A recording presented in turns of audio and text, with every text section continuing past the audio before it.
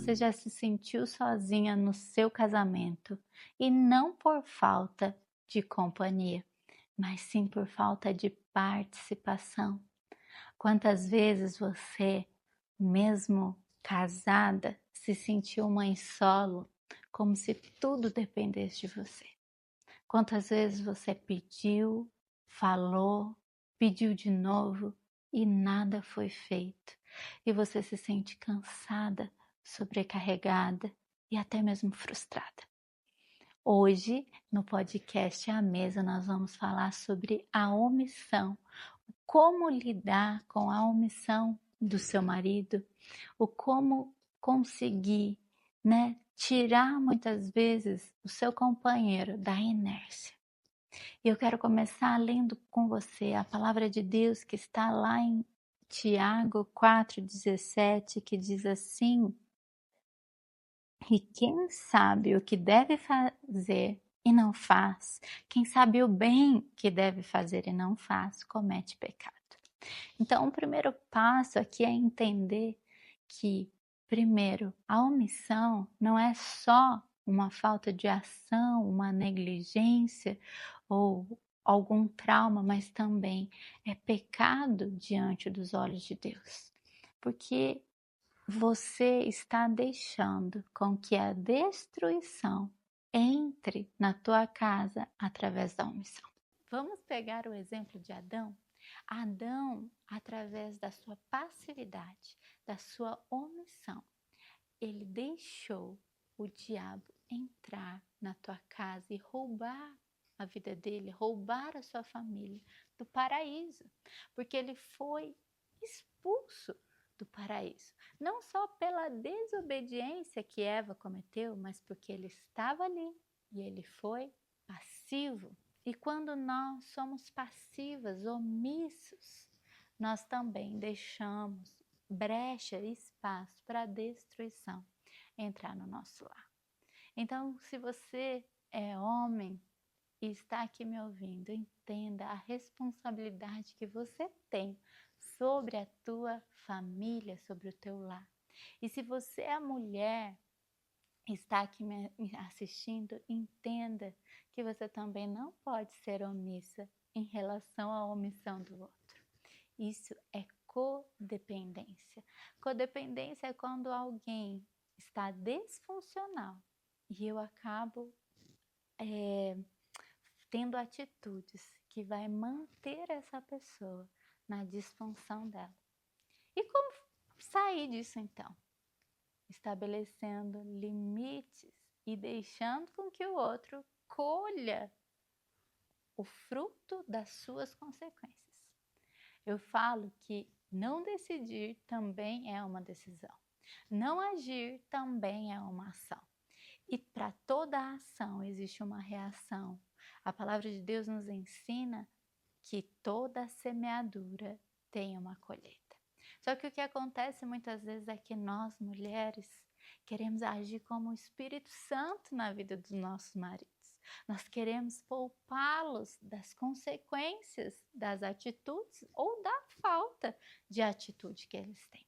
Então, se não pagou um boleto, vai ter multa, vai ter juros, você vai lá e fala assim, poxa, eu também não quero que essa consequência chegue em mim, vai e pague. Não, eu não vou ficar sem luz, né? Se ele esqueceu, eu vou lá e pago para ninguém ficar sem luz. Eu sei que é difícil, mas se nós não nos posicionarmos em deixá-los colher das consequências de suas ações, nós vamos viver reclamando para sempre que temos que fazer tudo. Então nós vamos ter que aprender, às vezes, abrir mão e deixar que o que é responsabilidade do outro seja feito pelo outro. Porque enquanto nós tomamos as consequências ou a responsabilidade do outro, qual é o interesse? O que vai fazer o outro agir? Se ele sabe que se ele não fizer, você faz. É muito mais cômodo deixar para você fazer. Então entenda, você precisa deixá-lo fazer. E muitas vezes para nós é muito mais difícil não fazer do que fazer. deixar a consequência vir, deixar sem estar um negócio que tinha que arrumar sem arrumar.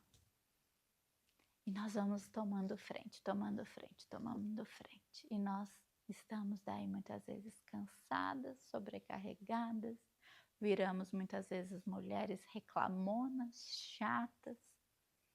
E daí nós achamos que a consequência para o marido de não fazer aquilo que nós queríamos que ele fizesse é ficar falando, falando, falando. Só que isso não é consequência, isso é só chatice. E isso não vai transformar ninguém. Muito pelo contrário, só vai afastar mais você do seu marido.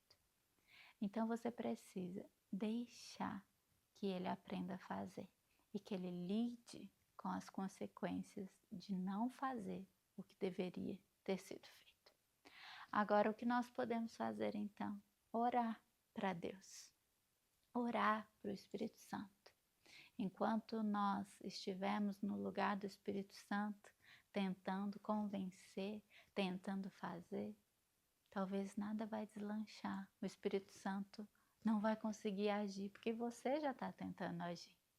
Agora, quando nós entregamos para Deus essa situação, nós pedimos ajuda.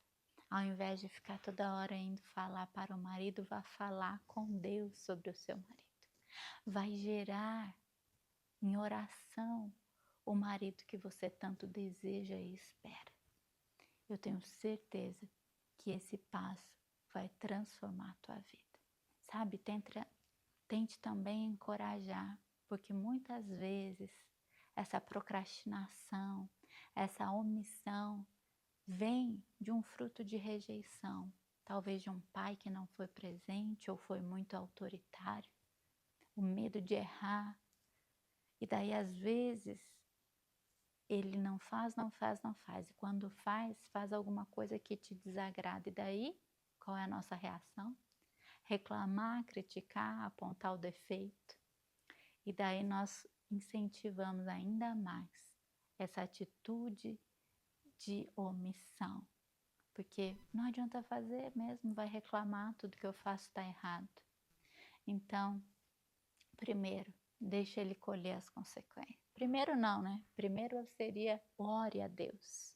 Coloque Deus acima de todas as coisas e peça ajuda para o Espírito Santo. Peça para o Espírito Santo tocar a vida dele.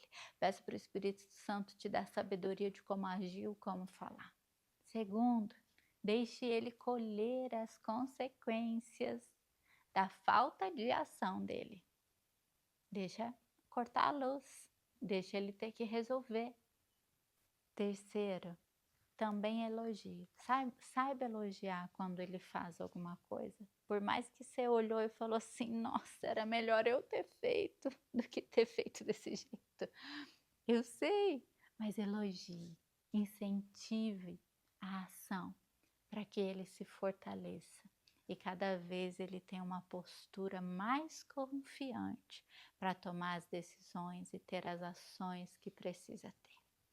Então, nós temos que entender isso. Será que também na psicologia nós usamos o termo castrar, né? Será que de alguma forma eu, como mulher, não tenho castrado o meu marido? Fica uma dica também para nós refletirmos sobre isso. Então, eu espero que essas dicas tenham sido úteis para você. Então, comenta aqui para mim se essas dicas fizeram sentido para você, se esse tema fez sentido para você. E também quero te pedir para que você possa se inscrever nesse canal e compartilhar esse vídeo com outras mulheres que você acredita que precisam e que podem ser abençoadas com esse conteúdo. Até o próximo vídeo.